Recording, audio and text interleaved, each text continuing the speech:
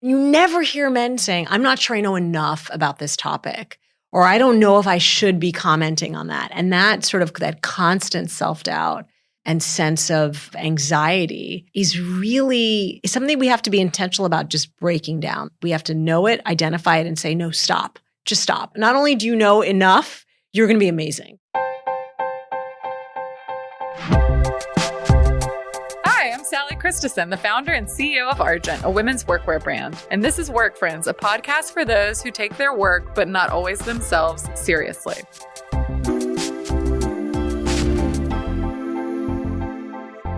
Work Friends.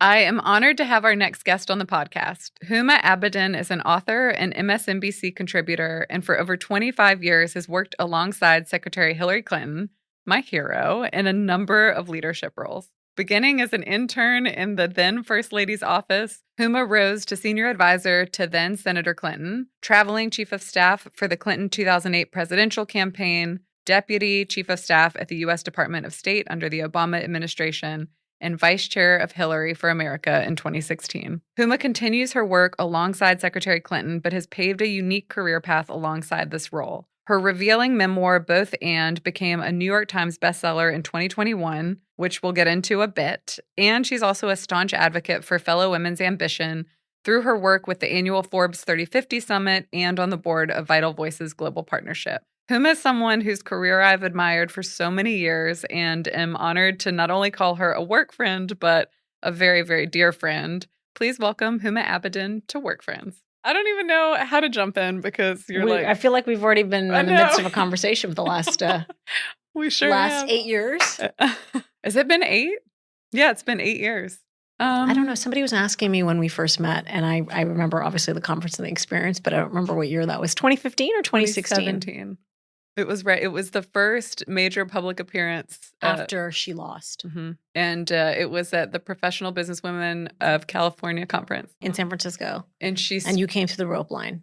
Yes. No, the VIP photo line. Yes. I sat in the audience first, and she spoke to Secretary Clinton, spoke to gender inequity predominantly. It was obvious that the next chapter in her story was really going to be centered on women and girls, which I think it always has, but it was a really moving and powerful speech. And then I was in the photo line, and she was lovely and sort of walked out with us. Like everyone else was in and out getting their photos, and she kind of moved out of the photo line, and then you popped up and we chatted. Well, I remember it's because you looked so good. It was like, look at this great looking outfit and look how chic she is. And it was one of these.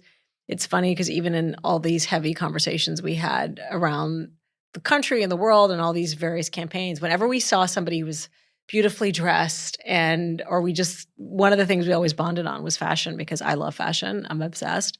And it's really funny because she always says that she's not fashionable and she's not good but it's like we sit and she tears out, pictures from magazines and says, isn't this a great coat? Or these shoes would look great on you. If you look at the archives of Secretary Clinton, she has great style. Yeah, she does. Back to the 90s. There's some really great moments. Yeah, so we met then, and I am probably going to say this a lot, but both of you and Opal, who was also working with you at the time, who's currently working with the vice president, y'all have all been such fixtures in building Argent and have shown up countless times, and it's just been such a gift to get to know you, and I'm very grateful. There are many things I've learned in my life. One of the things I really have begun, especially this last year, has really grounded into me is that nothing happens by accident. And when I started working in the White House in 1997, those were still the days, and it was actually September 1996, where women wearing pantsuits in government was a new thing. And in some ways it still raised eyebrows. It was still not necessarily considered appropriate. And not just the expectation that one wears a skirt, you had to wear pantyhose and you couldn't wear open-toed shoes. And so to work for a first lady who really pioneered, which is kind of when you sit in 2024 and have this conversation, it sounds like the dark ages. But it really was considered quite revolutionary what she did. And to have these pastel pantsuits and make those her power suits, to walk into the life and the world that you created taking this generation of professional dressing for women, power dressing to a whole nother level it's exciting. Yeah, thank you. Yeah, it's been truly, it's funny because I think I've always been frustrated by the fact that clothes should be functional more than anything too. And so to be forced into pantyhose and a skirt, it's just limiting. I used to watch Shark Tank and be so annoyed because the men would always jump into the tank and like try out whatever was there and the women would stay seated because they were always wearing dresses. So they're really practical reasons. But then I also think it conveys all the right things. And it's so synonymous with power and boldness and just like focus. I just think it's reflective of what's happening now around gender and the women's conversation, which is good and encouraging. Well, you know this because I've shared this story the first time that I met you. But when I started traveling and the amount of times I spent on airplanes and jumping in and out of helicopters and in and out of motorcades, and thinking, I remember like I'd have to carry, back then our cell phones were the sizes of bricks. I mean, they were these huge things. So you had your cell phone, you had Sharpies, you had the Purell, and I would sort of jam them into whichever places. I remember sometimes I would stick my phone, would literally go into my pant waistband, and the Sharpies, and the whole thing was ridiculous, like in the belt loopholes. And I remember thinking, and I've shared this with you many times, that if my career in politics didn't work out, like I would start an affordable but chic pantsuit line. And, you took my dream and my fantasy and you made it into reality. We've already broken the ice, but we're going to do a few icebreakers. Okay, let's do icebreakers. Yeah. You're going to ask me if I eat breakfast, what I ate for breakfast? No. I don't eat breakfast. Okay. All right. No, I'm going to ask you your biggest oh no moment this week. My biggest oh no moment? Mm-hmm. I feel like I have oh no moments like every hour of the day. Like I don't have one for this week. Like whenever I miss a call from my son's school, I think disaster has struck. Like, and I'm probably the parent who forgot it's Halloween tomorrow or forgot to, pick up the thing I needed to pick up or that he's waiting for early pickup. I think it was maybe waking up at 2:00 in the morning and realizing I wanted to wear argent to this podcast today, this interview today, even though most days I find, thanks to you, I am wearing argent. So thank you. But I did have an oh no moment of like, do I have what I want to wear to be with you? And so maybe that was my oh no moment. The last thing I want you to panic about. Yeah, it's funny. I agree with that. My life really is so chaotic that it's full of oh no moments. Yeah. Yeah. And the fact that I can't think of one means that there are probably many. I did go on Morning Joe very early this morning and realized as I walked in, maybe that was my oh no moment, where the woman who I do my segments with started rattling off these facts based on a research that she was going to report on. And I looked at her and said, wait, what are we talking about today? And for that 10 seconds, I realized maybe I actually had the wrong topic. and yeah, that was a pretty bad oh no moment. It turned out that I was okay. And sometimes like off the cuff works, but it doesn't always work. So yeah, I guess that was my oh no moment. It was five hours ago. If anyone can recover from that, you can. Yeah. Masterfully, I would expect. I think it's also about perspective, and you're probably just not thinking in terms of oh no moments. I believe I walk in this world with a tremendous amount of responsibility and pressure, but also privilege. Like I still wake up every day just grateful for the life that I have and the opportunities that I have. And so I would say 99% of my oh no moments are because of something incredible that I get to do. And I just haven't done it to the level that I expect myself to do it at. And I suspect you probably know what that feels like. Sure. Yeah, I think that is one of the reasons we want to have conversations like this is because, outside looking in, oftentimes everything looks put together and so impressive. And then we were just talking about before we started recording how tired we are and how busy we are. And I agree. A lot of it, I mean, we're stepping into rooms and into environments that are places of privilege oftentimes, and just what we've been able to do with our careers is really special. But I think having conversations around how even at your level that it's hard and it can be exhausting and it's not always perfect, these are kind of necessary. And just as women, how much we have self-doubt and question our own knowledge, our capacity, and our worth. I'm reminded of that every day. And one of the things I find, the fact that it doesn't shock me anymore is what makes me sad, is when I sit oftentimes getting ready in the glam chair before I'm about to go on TV, and the women who come in and they're about to be a guest on the next segment to talk about X, Y, or Z. And they'll say, well, I don't want to get this wrong. And I want to make sure that people understand I can't. And you never hear men saying that. Never hear a man saying, I'm not sure I know enough about this topic, or I don't know if I should be commenting on that. And that sort of that constant self-doubt and sense of anxiety is really something we have to be intentional about just breaking down. That wall, really, I don't want to say ceiling, it sounds so cliche, but in a way, it's like we have to know it, identify it, and say, no, stop. Just stop. Not only do you know enough, you're going to be amazing. Yes. I mean, countless times growing up, and I think it's because I'm internalizing all of these comments and conversations in just society because we do live in a patriarchy. Mm-hmm. But it's like you step into classrooms and you've assumed that the boys know more in a math classroom, or you start college and you just assume that everyone's like a leg ahead. And it's just not the case. It took me countless experiences in the workforce and in the classroom to recognize that. But it took a lot of time to get there. And so recognition of that at an earlier age is hopefully happening now. And there's research supporting this, that girls are encouraged, whether it's consciously or subconsciously, encouraged to go into the arts, theater and writing and medicine, and which is, by the way, all extraordinary career choices, but dissuaded from engineering and science. And also all of the STEM focus is only a recent conversation that we've had with girls, and it shouldn't be, but it is.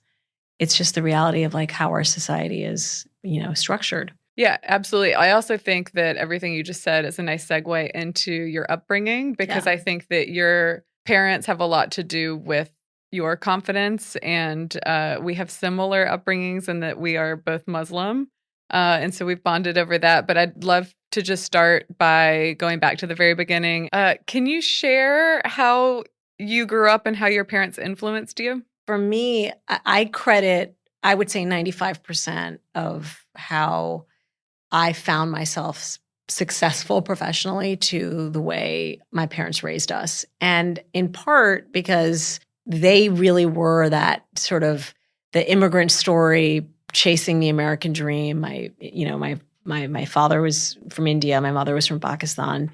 They were raised in families where education was paramount. Even though, my mother was the first woman in her family to get a PhD. My father was the first to leave his country to pursue a PhD. They were Fulbright scholars. They met in college. They were meant to go back to their respective countries and marry people they were promised to. This was in the 60s.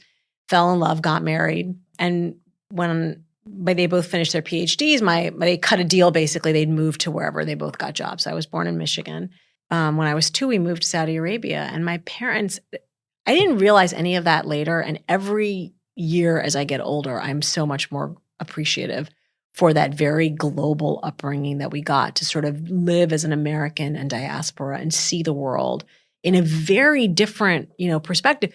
Even though America was always kind of the paramount love. My mother always told us that we'd travel to Asia and Africa and Europe, and every time we landed in the middle of the night, we would turn to our parents and say, is it America yet? Because the aspirational life was always to end up in America, because that was the place of success and possibility, and that's where your dreams could come true, which is why the way our democracy has been affected today is like so sort of earth-shattering for those of us who have come from families who chose to come here to live better lives. But for my parents, it was education. They were like, I don't care what you do, you just have to be educated. And that was the singular, most important, paramount thing in our lives. It was education, and it was hard work and discipline. So my father, who was ill most of my life, I didn't know that. But he was, included us in his foundation work, and we'd have to like show up and like sharpen pencils and, photocopy and staple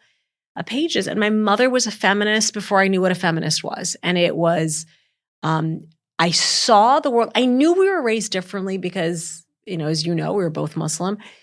I was raised in a very conservative social environment.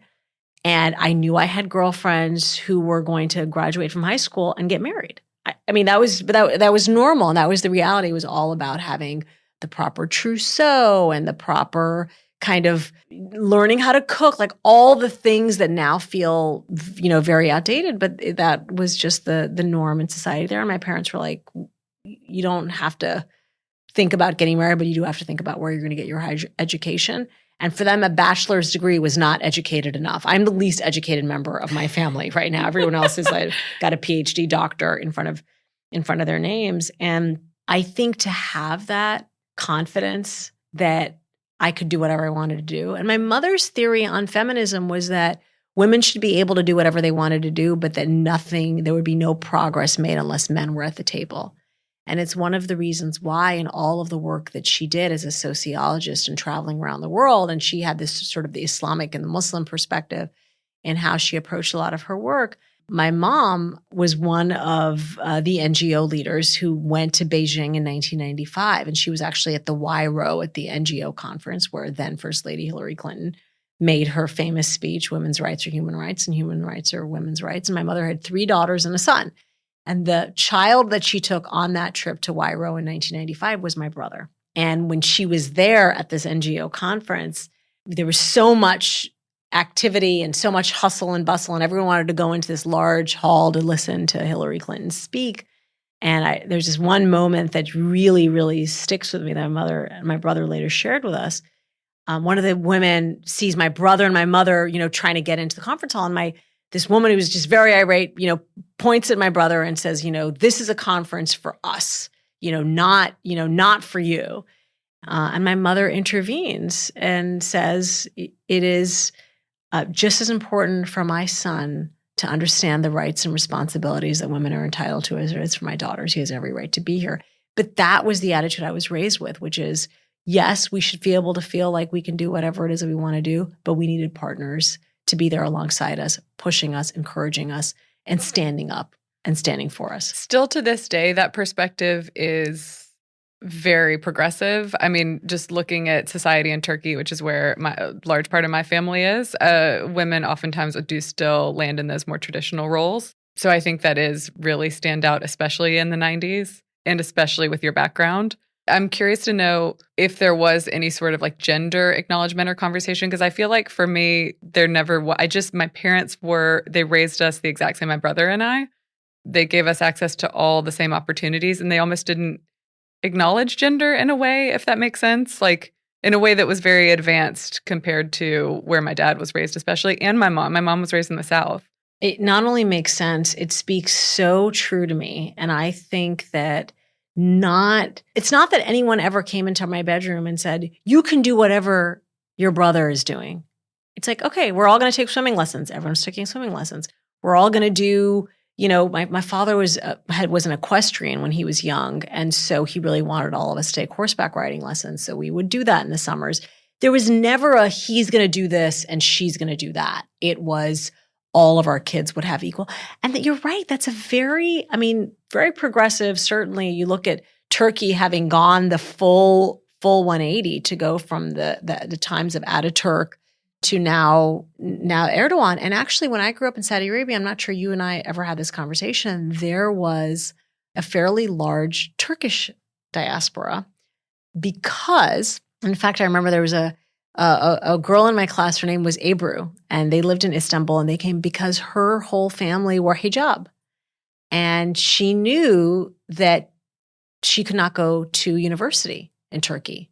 And so her parents moved to Saudi so that she could. And you think about, and these were, people who loved their country and, were Turkish through and through, but could not live the life of their choice. Because at the end of the day, I think what your parents and my parents taught both of us was that it was going to be our choice. Yes. Whatever we did was in the end going to be our choice. And I'm sure your parents were the same. My mom instilled in us this idea, me in particular, that I needed to be able to take care of myself and that education was the most important thing.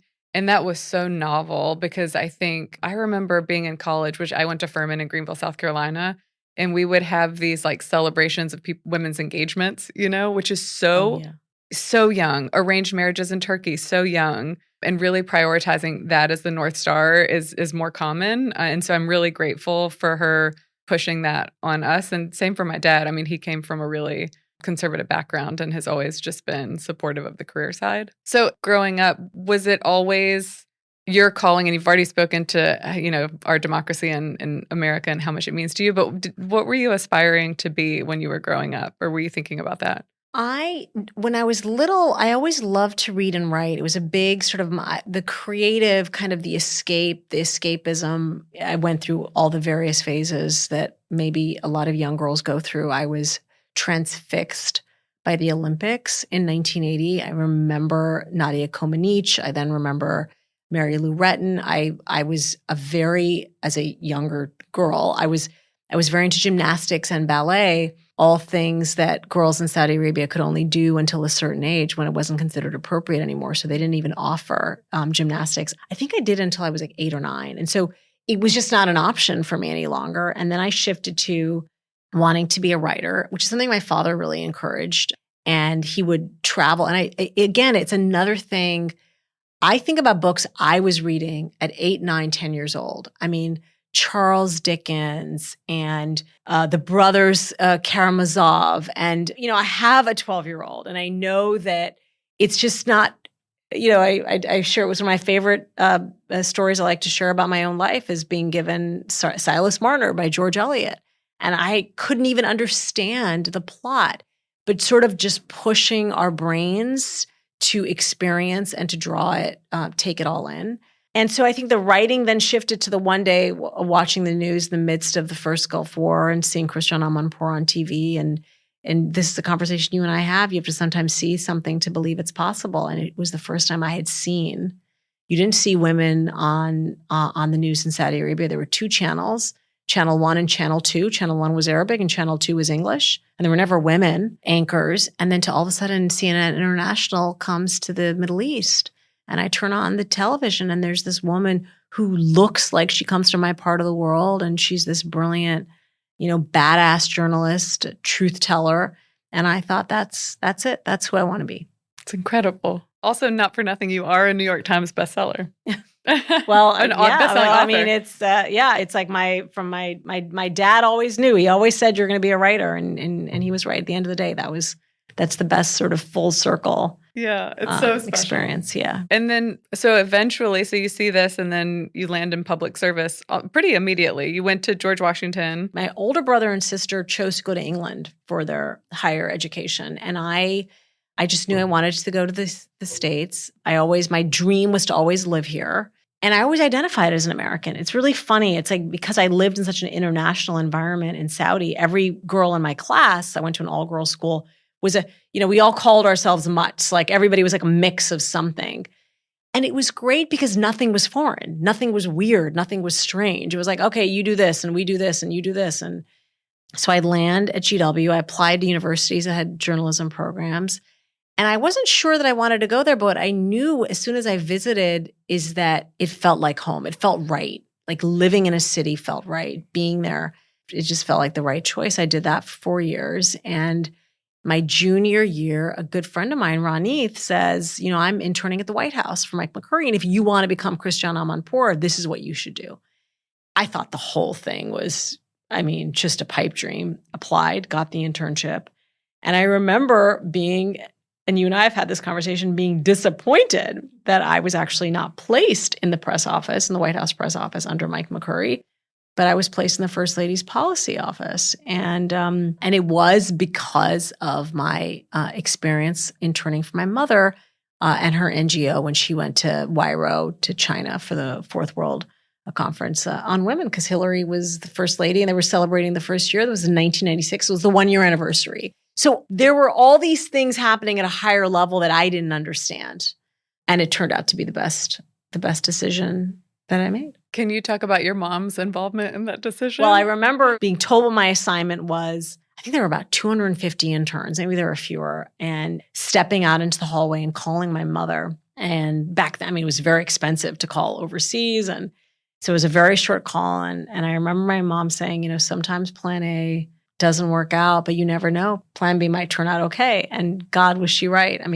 She knew. It was from that moment, she knew this was an excellent opportunity for me. I think she knew that my brain was kind of geared and wired in a way that working with the First Lady, working on issues related to women's rights and sort of the international aspect of all the work that the Clinton administration at the time was doing, particularly when it came to what was happening in the Middle East, because I grew up just only knowing what was happening, not so far away between Israel and the Palestinian territory. So it was an issue very, very close and near and dear to my heart. And obviously what was happening in the Balkan region. And that was, the timing in the end, as I said, nothing happens by accident. It was the exact right place for me to be. Was it immediately obvious to you too that beyond the internship that you wanted this to be a career? No, I had no plans. I really did not. It's very funny. I don't think anyone's ever asked me it that way before. All I knew was I got up every single day and I loved. Like I couldn't wait to go to work and I didn't want to leave. And that was a gift. And I knew that was special. And I knew that because I was talking to friends who were, either getting their master's or at med school or getting their first job in finance or moving to New York and, trying out in the fashion world. I knew enough that not everyone loved it or people found it hard or it was hard, but it was a challenge that I couldn't wait for the next task. So I didn't really have any long-term goals. The only deal I cut with myself is the day that I woke up and didn't want to go in was the day I knew I'd have to find something else to do. So you go back to school for your senior year. How do you pursue full-time? I was offered a full-time job as the assistant to the deputy chief of staff for policy, Milan Verveer. And anyone who knows anything in the women's rights and activist space, she is an icon. Milan Verveer is just, first, highest ranking Ukrainian American to serve in government and just somebody who has dedicated her life to improving the lives of millions of women around the world. And I didn't know this then, obviously, but she's the one who said she should be in our office because she's got the right ingredients to be in this office and the right background. And so they offered me a full-time job in March of 1997, and I graduated 2 months later. And so I was actually the only senior I knew who basically was working full-time in a job. I had a job in the administration. It was an extraordinary time. Did you ever feel some sort of imposter syndrome or feel you were out of place at all? Constantly. Now, here's the thing. I knew I looked different and I brought different things to the table. And I was confident about those things. It's funny when I think about it, and again, it goes back to the whole roots conversation. I was very proud of being the different. The other was seen actually in a very positive, very receptive manner. People were very curious about the Middle East. People were very curious about my faith. The Clintons just had a very global perspective, and they knew it was an asset. I remember, shortly after I was hired, we were doing all these trips to the Middle East. So send her. She's a good representative. I would go and do these advanced trips. And what is advanced? The basic core, an advanced person is an ambassador. You are an ambassador for the principal or the administration or the group that you're representing. Having said all that, there were plenty of times where I'd walk into a room and say, I'm not prepared, or I don't know enough to run this meeting or be part of this meeting, or I don't even know what I'm doing. And I was too scared to admit it. So I would, my first trip to Buenos Aires, or oh, you go do an advanced trip for the First Lady of the United States. She's going to go give a speech in Argentina. I'm I don't know anything. And I just figured I would fake it. And, until I met another woman who Leah Pizar, who remains today to be a good friend of mine, to kind of be my mentor through the process. But I had so much imposter syndrome in my early 20s. I think it's fairly common too. What are some things that, obviously your background, your ability to speak multiple languages, your deep understanding of the Middle East. And I do think that even culturally, going to Turkey, for me, it's such a special experience because it's that it takes a village concept where everyone shows up for their neighbor, families are raised together, and it's really special and different from how we raise families in America. There's just I think a deep misunderstanding of Islam. I do think that perspective is invaluable and understanding to the depths that you did, but I'm curious to hear what you were doing to continue learning and improving beyond having mentors. Was it work ethic? Was it trying to get exposure to new things, new assignments? The funny thing about not having a plan professional plan, is that I wasn't scared to ask to do things that maybe the average person in my position would think, okay, I'm not qualified for that. So for example, the first big promotion. So when I started, my first job actually was technically office manager and assistant to the deputy chief of staff for policy. And what that meant is I had to draft her policy correspondence. So I would have to like go to the library upstairs and do research on things like what's the impact of female genital mutilation on women, which was a common practice at the time in parts of Africa and even in the Middle East. And the reason it was relevant to the work we were doing in government is that it was not illegal in this country. In the United States in 1996, it was not illegal here. And so Hillary, as First Lady, and a group of House and Senate members were trying to pass legislation to make it illegal here. And so I started there, and then there was an opening for trip director or deputy trip director in the White House, and that was this extraordinary opportunity to travel and to plan trips and create and organize and really, really kind of tell, and as I always say, it's telling the story of the administration. And there were so many more women who had more experience, had traveled more, had done advance. And I went and knocked on the door and said, I want to be considered for this position. I talked to the woman who was running the department. I said, I want to be considered. I knew I was the youngest. I had traveled the least. I probably was not as confident as these other women. But I just had this gut inside of me of like, I'm gonna try out for it. And I got the job. And it's any objective person would say on paper, she was the least qualified.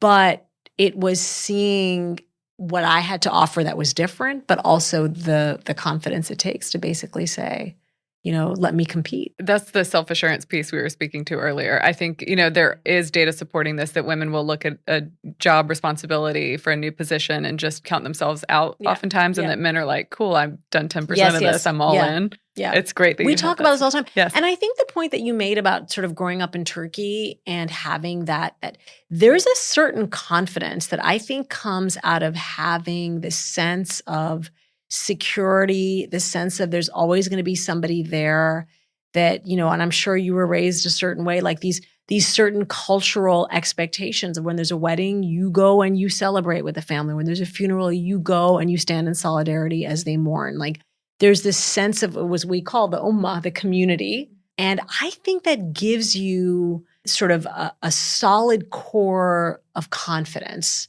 that it's not something you're conscious of. You just are that way. You walk in the world that way.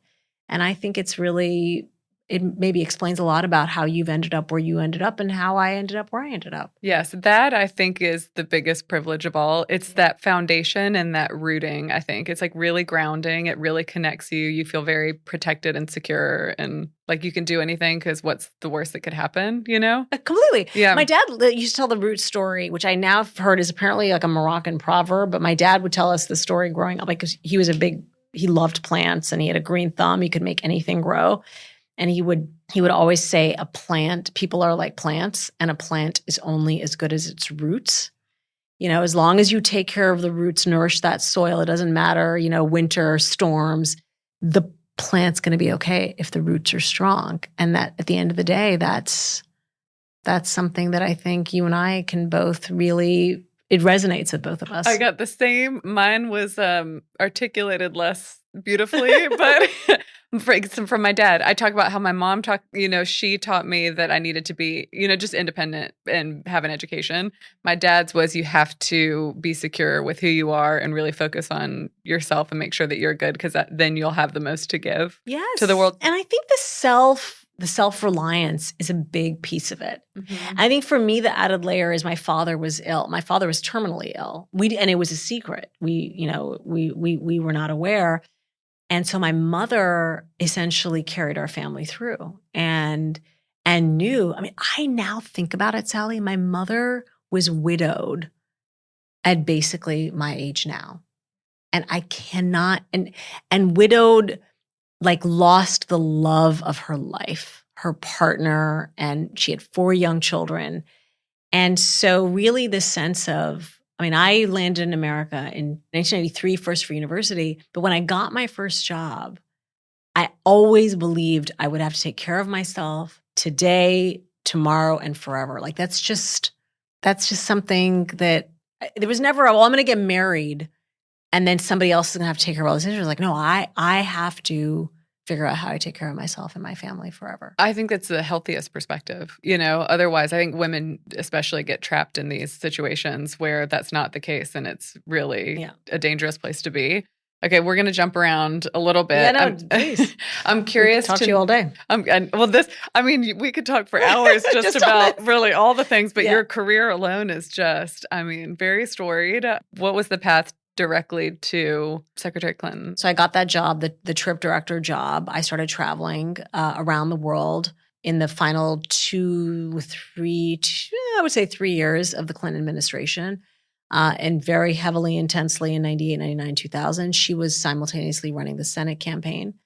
And so I became that primary person who was kind of traveling everywhere. And by default, when she won the Senate seat, and it was a devastating year for Democrats writ large because Al Gore lost the White House. And, I always say to young people now, the reason it's so important to participate is because the decisions our leaders make they can change the course of history. And history was changed in November in 2000 when the Supreme Court handed the election to George W. Bush, because we then embarked on a decade of, the most unexpected, first having to deal with the shock, horror, trauma, tragedy of 9/11, which remains to be the greatest terrorist attack on our nation's soil, and then went down the path of these two wars that I don't know that anybody who believes that either of those wars were a good thing for our country to have gotten involved in, let alone the impact that it had on the citizens of those countries.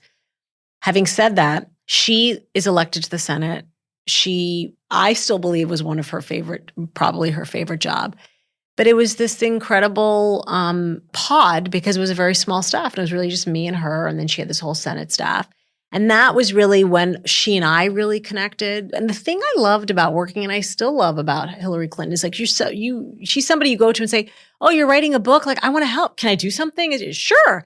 And so it's exploring and learning and pushing yourself to do things that you haven't done before. And so a lot of my job was learning on the go and learning about issues and things just on the fly. It was like, we're going, to a certain country. And so I would, kind of do research on what we were doing in our administration's position.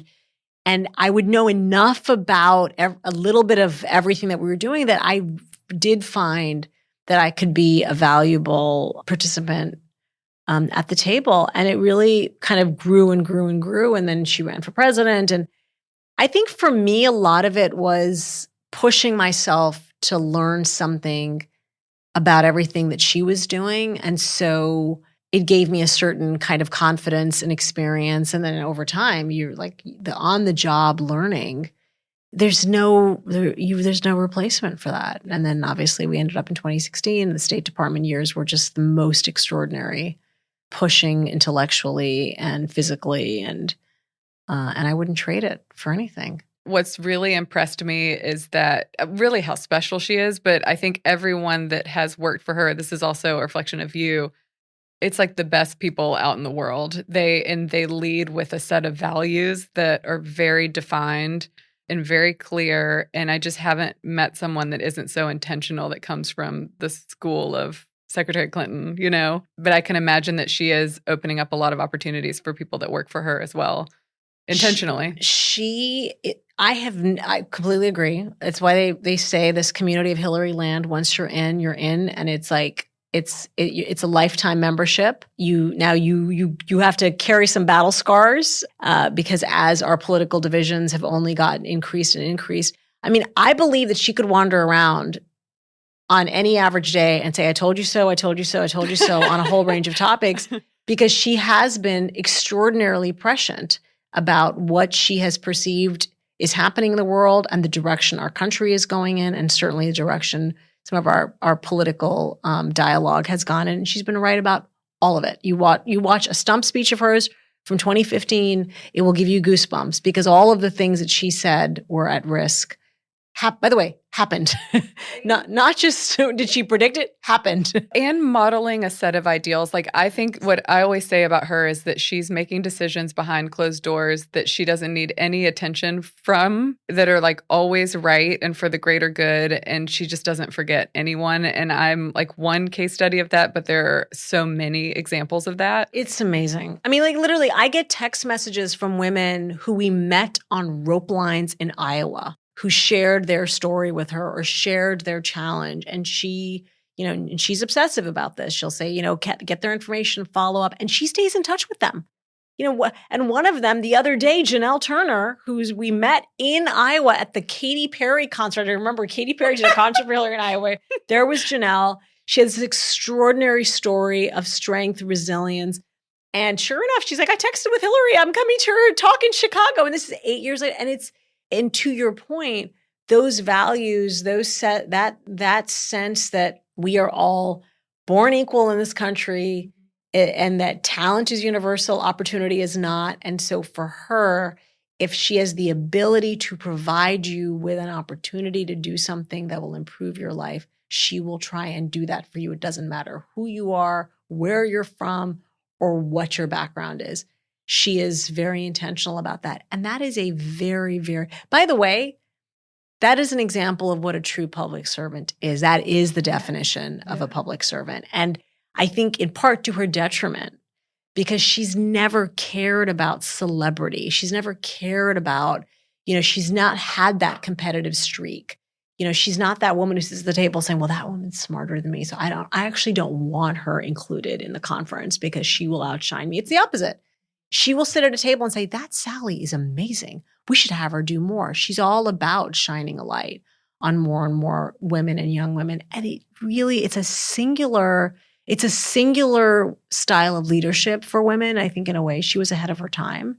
Now it's kind of this normal thing. But I remember in the 90s, the sort of cutthroat, there's so many few seats at the table for women as they rise in power. Let's not encourage other women. And she's the opposite. Intentional design of the patriarchy. And I think the fact that she is the way that she is, I mean, her generation especially was having to exist within that framework. And I agree, like from my experience for sure. But it's again, it goes back to that confidence, that self-assurance gets rooted in her story as well. It is. And, she was only daughter, 2 brothers, and she shares that. And she has shared that on many occasions that her parents, both her mother and her father, raised her as, did not differentiate between her and her brothers. The same was expected of her as was expected of her brothers. And look at the result. I want to hear a little bit about, you have this massive behind the scenes role in this.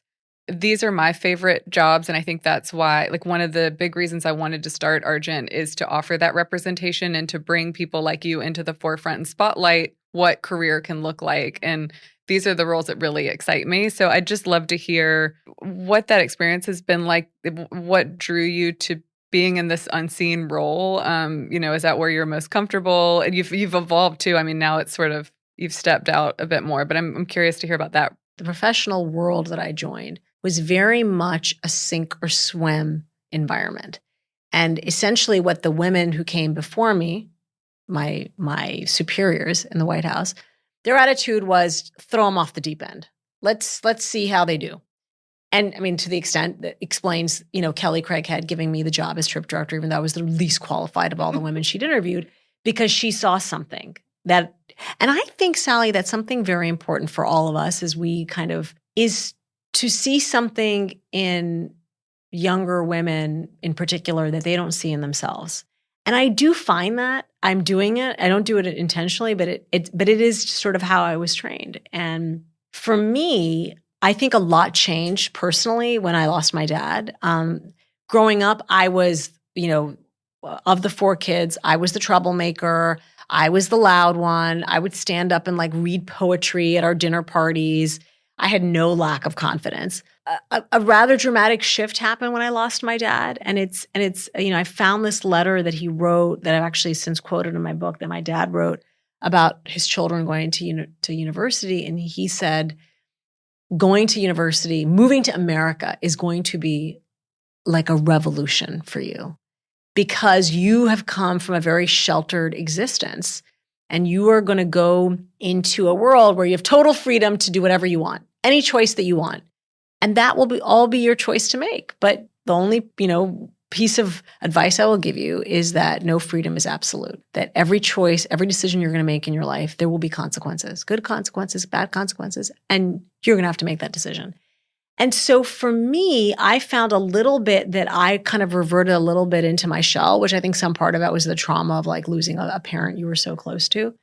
And I think all of this turning inward and feeling that I was better behind the scenes, a little bit of that is probably was a lot of just reverting into a shell, and a lot of it is couched in that trauma. And I think I have slowly kind of come out of that, but I've also been pushed out of that. And it's the one thing whenever I get asked, what's the one thing, what would you change? What do you regret? All of those things. I don't regret anything, any big choice I made in my life.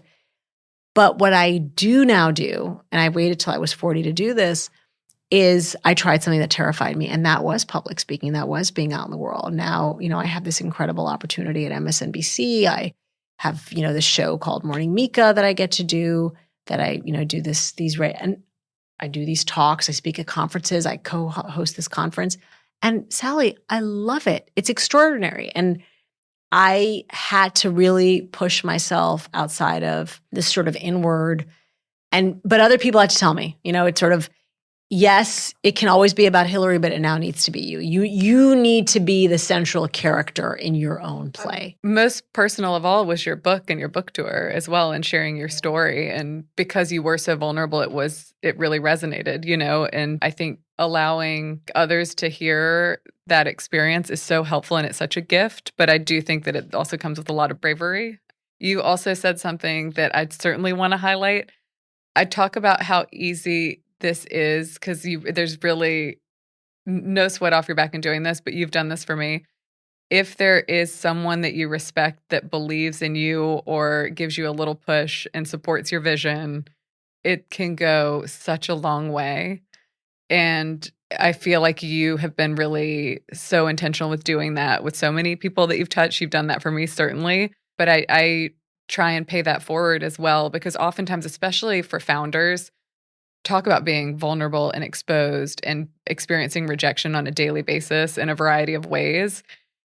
It is just to have one person in your ear that believes in what you're doing, why you're doing it. It is the difference of shuttering your business and, retreating into a hole, or breaking through and having such success. And it can be so small, Sally, I could not, and I want to say something very important about you, but I want to couch it in, I could not imagine in my life all of these big decisions taking place without a woman, an older woman, a mentor, more experience. When I say older, I don't even mean age. I just mean somebody with experience pushing me to make a very, very dramatic, change in my life. So obviously starting with my mother and that grounding, Kelly Craighead giving me this job, believing in me when I didn't think I was good enough to do it. Obviously, Hillary Clinton throughout my professional life. You can do it. You can do it. You can do it.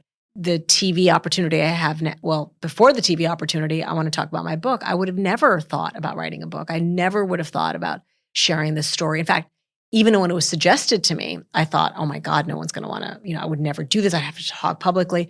But it was Anna Wintour, one of my great mentors and dear friend, who constantly, I think that's one of the best gifts that she's given to the world, is she constantly is pushing other women to do things that they don't think they can do. And I didn't think I could write my story. The book exists really because of her inspiration and push to do it. And you were right. I think my story, even though the specifics of my story are very specific, but the broader point about women and shame and trauma and all of the things that these themes, the importance of female friendship and loyalty, these are universal. And I think it really did hit a chord with a lot of women, that even till today, women stop me on the street saying, there's something about can I share my story with you? Because I'm going through this and I had to just go through it privately and you went through it publicly. And then Mika Brzezinski seeing me one day do a town hall and saying, you can do this and you should do it on TV. And all of these things have been for my betterment. But the one gift that you have given, aside from I do see you pay it forward, I think what you have done through the brand that is Argent, that has created, it's not just a lifestyle and it's not just a community, but at the end of the day, if you don't feel good inside, it is hard to go out and perform well on the outside. And what you have done by designing this line of powerful, beautiful, tailored, classic, contemporary, modern, it really is a unicorn. And so when you I look at how I walked on set this morning and I feel confident and sexy and beautiful and all of these things. That's not a small thing. That's actually, take away all the brilliance that I know you and I have. It's core to how we walk in the world, is feeling that confidence. So it's a gift that you've given to a lot of women and men, but that you've given, and certainly to me. So thank you for that. And I hope you acknowledge that, because you should. I believe so deeply in women, and I think that there are a lot of things that have been historically taboo that we benefit immensely from talking about. Yeah. We should be talking about our experiences with, name the thing. There's like a long list of things and I think there's this shift that's happened thanks to the Hillary Clintons of the world, thanks to the generation above us, where we recognize that all boats rise with the tide and women are showing up for one another differently, I feel like, in the last few years than from when I entered the workforce. So it just feels really special, because I think that there's a lot more awareness around all of the inequity, but there's also an awareness of like the power that we collectively hold and how much upside there is in us all coming together and doing our part.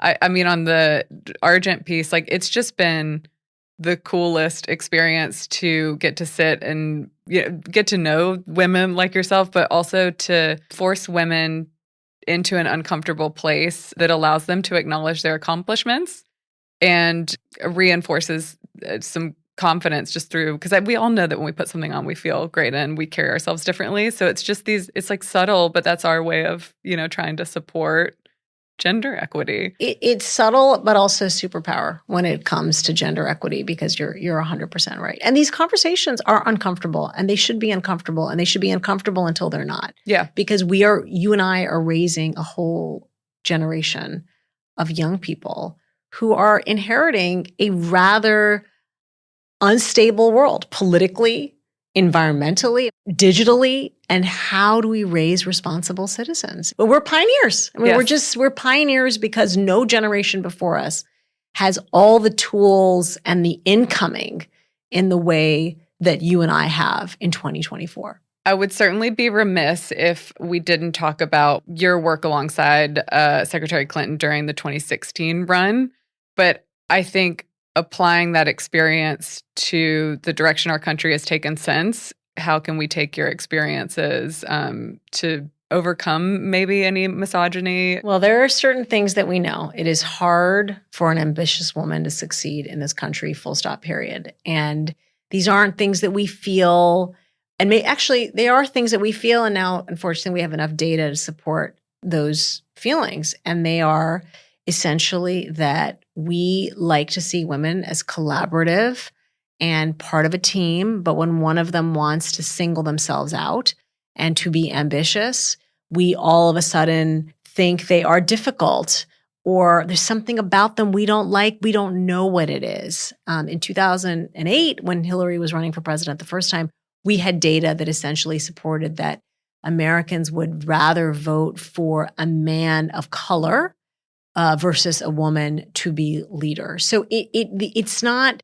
whether it's conscious or subconscious, we just don't accept that women can be executives. And it's one of the most important reasons why we need to elect a woman to be commander-in-chief, because we've never seen it before. But having said that, generally in this country, it's easier when it comes to elected office, it's easier for women to run for Congress because it's a collaborative body. A woman running for mayor, a woman running for governor, a woman running for president's always been harder because those are executive positions. The only way forward is to, first of all, talk about the gender bias and push people to focus on what they are going to do. And I think for Hillary, it was constant. Here's what I think has gotten better. In 2016, less so in 2020, 2008, 2016. 2008 was basically the dark ages. You could fully talk about a woman candidate in a disrespectful, frankly, disgusting manner, as certainly political pundits on the right did, and got away with it. People would laugh. They would giggle. And we didn't know how to handle it, so we would all giggle along because we were all uncomfortable too.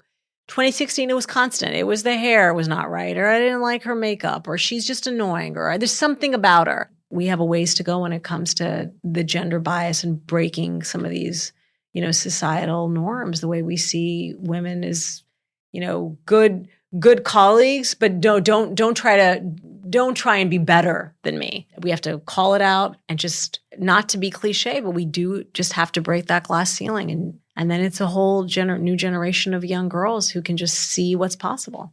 I mean, that's the beautiful thing. And none of this happens without the 2016 race. But the beautiful thing is that my children just don't see gender. They can very much believe a female president. I think the beautiful thing that's happening right now is that women have really insulated Vice President Harris. Yes. In a really beautiful way where there's just no patience for likability conversations. There's no tolerance for this gendered bias that we've seen in previous campaigns. So we've touched on this, but to bring it back to you. So you've got a pretty full plate. You've got Mornings with Mika on MSNBC. Yeah. You're the vice chair of Forbes 3050 International Women's Day. Yeah. You're on the board of Vital Voices, and you're continuing to work alongside Secretary Clinton. So I'm curious to know, how you think about the future of your career. I think that I'm at that phase today where I've for so many years had one job, right? It's like I did this for Hillary, I did that.